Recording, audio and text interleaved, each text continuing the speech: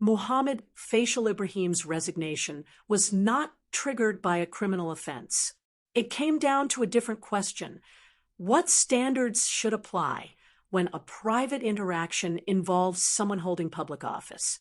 New details were revealed by Coordinating Minister for National Security K. Shanmugam on July 22nd.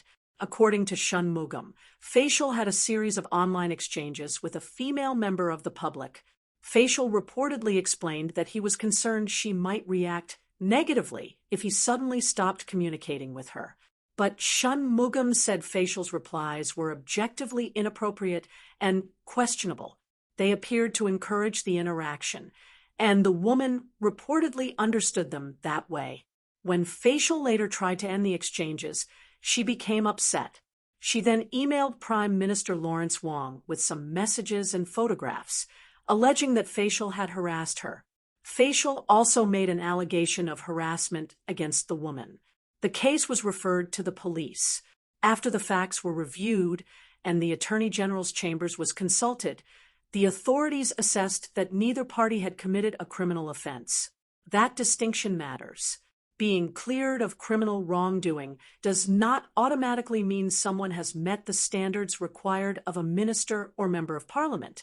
Once a complaint was made against a public office holder, the issue could no longer be treated only as a private exchange between two individuals. The Prime Minister's office had to examine the evidence, hear both sides, and decide whether Faishal's conduct was compatible with his responsibilities. Faishal eventually accepted that he should have established clear boundaries from the beginning. He concluded that remaining a minister and MP was no longer tenable. He resigned as acting minister in charge of Muslim affairs, senior minister of state for home affairs, MP for Marine Parade Brattle Heights, GRC, and a member of the People's Action Party.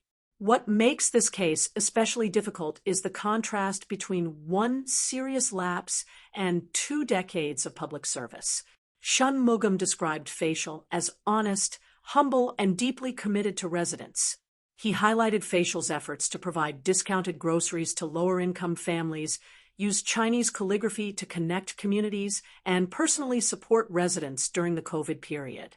He also recalled occasions when Faishal drove residents with mobility difficulties home. These contributions do not cancel the conduct that led to his resignation. But the resignation does not erase everything he previously did for the community either. That is the deeper issue here. Public accountability is not supposed to decide whether someone is entirely good or entirely bad. It asks whether a person's conduct remains compatible with the trust and power attached to public office. Prime Minister Lawrence Wong later said the same process and consequences would have applied to any MP making an exception because of Faishal's reputation or community support could weaken confidence that political standards are enforced consistently. At the same time, accountability should not become an excuse for uncontrolled speculation or public humiliation. The authorities have not released the full private exchanges, and no criminal action will be taken against either person. The fair conclusion is therefore limited but important. Faishal made contributions that many residents valued. He also acknowledged a lapse serious enough to make his political position untenable.